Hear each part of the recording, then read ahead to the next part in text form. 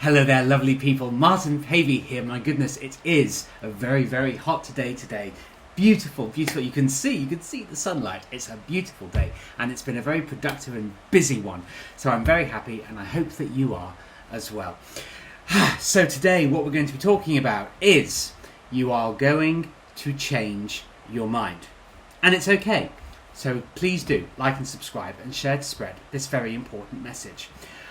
I used to think that the most important trait, the most important value that you should hold is integrity. And what you realise is as you try to live out these things, because integrity means doing what you say effectively, but when you actually live life and you're out there in the world and you're interacting with people, I by no means am saying that you should be flaky, but what I've actually come to realise is how important it is to be flexible. Now, I've always been a flexible person, physically very flexible, mentally, emotionally, and I have bent to a lot of people. But the reason I've been so busy today is I've actually been interacting on a load of posts here and tweets on Twitter.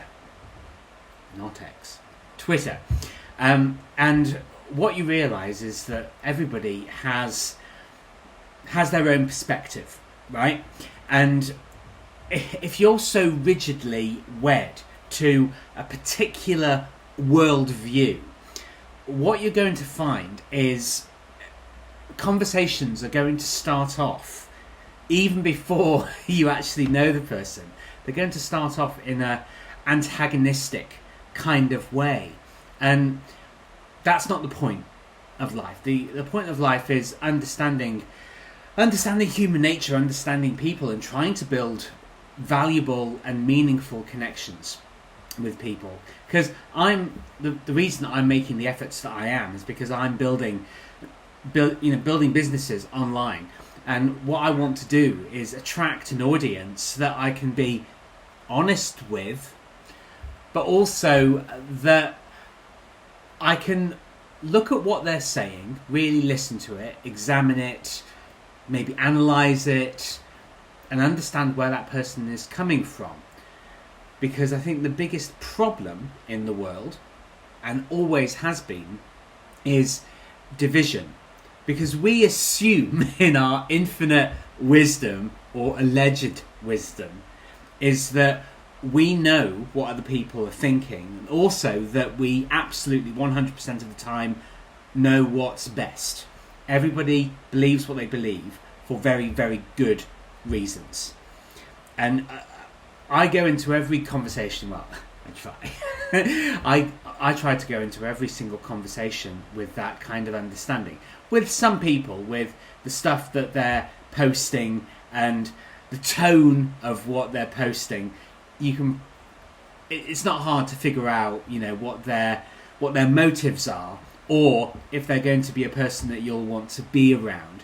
And I'm not necessarily saying that I want to be around happy clappy, always positive kind of people. I want authentic people. And when you get people who really put themselves out there, sometimes the language is going to be harsh. And certainly I talked at the beginning about integrity, and I talked about flexibility perhaps being more important, but also you want to develop resilience. You don't want to be a wallflower, you don't want to be feeble and weak.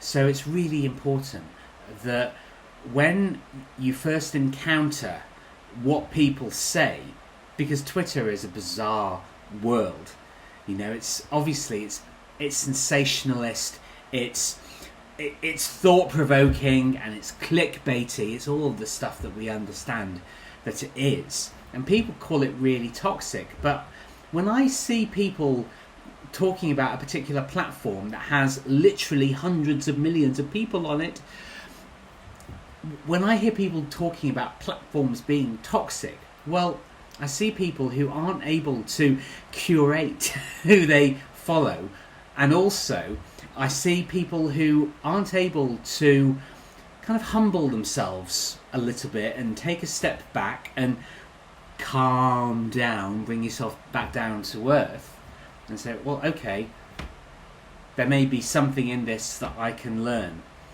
And I think humility is definitely a perennially vital trait to adopt. Always assume that people are coming from a place of wanting to do good until they prove otherwise. Innocent until proven guilty. It's a founding principle on which Western civilization, particularly British culture, has been founded. The idea of, equality before the law. We have a legal system that's very, very bizarre and it appears quite corrupted. But when you're dealing with people, always assume that they want to do good things and start the conversation off in that way. And then as time goes on, learn to find your tribe, to find the people that you want to be around, that are uplifting and are doing stuff. And that's why days like today feel really, really powerful, because I've interacted with, I've lost count frankly, with dozens and dozens of different people who, a lot of people are repeating what other people are saying, maybe saying it in a slightly different way. But people are just sharing with you on social media what they're doing in their lives. And actually, just them doing that, making the effort of saying, this is what I'm doing, this is where I want to go, this is how I'm trying to do it, conversation starters, that's actually a brave thing to do. It's a very brave thing to do. When I've talked with so-called friends in the past, friendships that I should have ended far sooner than they went on, when I shared what I was doing with people, they were really quite brutally nasty about it sometimes, and made direct and very, very harsh statements to me. Oh, you're naive, Martin, and oh God, you're so spoiled, and all this kind of stuff. And I've experienced all of this stuff. But if somebody, a complete stranger, is posting what they're doing online, that's actually really, really valuable. And they, no matter who they are, they should be commended for doing that just in itself. So this is why I say that flexibility is really important, because if you're on a platform of any number of people, Twitter, I don't know how many it has, hundreds of millions, there are going to be things that you disagree with. But it doesn't mean that you have to disagree with the person saying them. Maybe you can have a conversation and maybe have a meeting of minds and maybe find ways of establishing the absolute truth in what the two sides are saying. And I believe that's a possibility, and I believe that will actually help. Because a lot of people write others off really, really easily. And I will confess, I have done that a bit in my time. But when I look at people on Twitter now, I think, fair play. Good for you. You're out there, you're composing tweets, you're commenting on other people's work, you're sharing wisdom. That's powerful, very positive and inspirational. And I'm actually finding it really exciting, just putting myself out there. And this is why I say that your mind will change, because there are a lot of things that you believe at the moment that you've either been told, you've been indoctrinated, you've used it as part of your survival system, but you haven't necessarily questioned those things. And that's why interacting with loads of other people is so valuable, because you can actually form a fuller picture of the world just by engaging with people's tweets. It's actually really, really magical. And if you want to build something online, if you want to build a business, if you want to share you know, your artistry or books that you've written, whatever it is, well, you've got a platform where you can interact with people and let them know exactly what you're doing and why you're doing it. And in the modern era, we call this hard work. And it's like, no, you're not working on a fucking oil rig, you know? You're not on the front line in the trenches in World War One, you know? It's words on a screen. And it's never been easier or more powerful to build a business for yourself, build a following of any kind for a message that you want to promulgate than right now.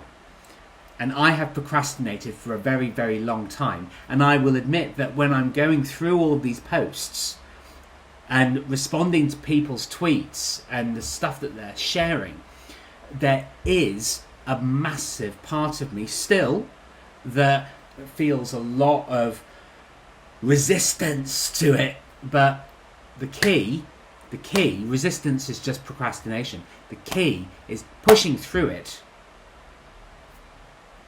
and facing that resistance. And why am I excluding myself? Why am I disassociating myself from the potential of my own success? Because I feel a little bit of resistance to doing that kind of work. And if you stick with it, because literally I've been doing the commenting, engaging on people's tweets for a matter of days, basically. And already the follower count is going up. Not that that necessarily matters, we know, different metrics, whatever. But more people are commenting on my posts. More people are engaging with me because I'm engaging with them. And if there's something that you really want to say to the world, you have the opportunity to do so if you will allow yourself to overcome the hesitation, the fear and doubt that you have, because we all have it. If you allow yourself to actually do this good work, you will be amazed at what the results could be in 3 months, 6 months, a year's time, 5 or 10 years' time. Imagine what you could do. So please, don't be fanatically wed to one worldview just because somebody has told you that's the right thing, or you believe it's the one cure answer for everything. Get out there amongst the people and find out actually that there is far more similarity between all of us than there is difference. Thank you very much for listening. Martin Pavey here. Please do like and subscribe and share to spread this very important message, and I look forward to seeing you on the next video. Ciao for now.